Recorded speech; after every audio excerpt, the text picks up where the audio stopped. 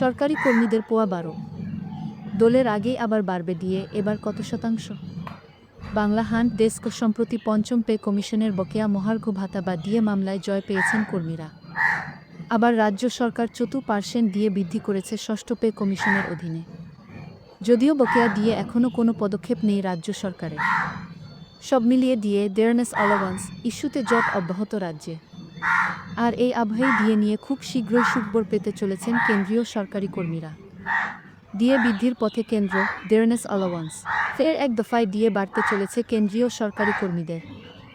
2025 সালের ডিসেম্বরের এক পিউ পরিসংখ্যানের উপর ভিত্তি করে সরকার মহার্ঘ ভাতা এবং মহার্ঘ ত্রাণ 2% বৃদ্ধি করবে বলে মনে করা হচ্ছে।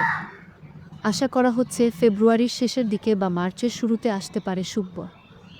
অর্থাৎ 4 মার্চ হোলির ঠিক আগেই কেন্দ্রীয় সরকারি কর্মীদের পোয়া 12। শ্রম ব্যুরোর তথ্য অনুসারে কেন্দ্রীয় সরকারি কর্মচারী ও পেনশনভোগীদের জন্য ডিএ এবং ডিআর বেড়ে হতে পারেন 60%। উল্লেখ্য, বর্তমান 58% ডিএ পাচ্ছেন কেন্দ্রীয় সরকারি কর্মীরা।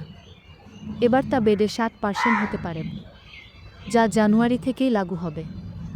সূত্রের খবর, কমপক্ষে 2% ডিএ বৃদ্ধি করা হতে পারে এবার। উল্লেখ্য, গত বছর নভেম্বরে আইসিপিআই ব্লু ছিল 184.2। ডিসেম্বরের সূচক অনুয়ারি ডিএ সূচক 59.93% রয়েছে।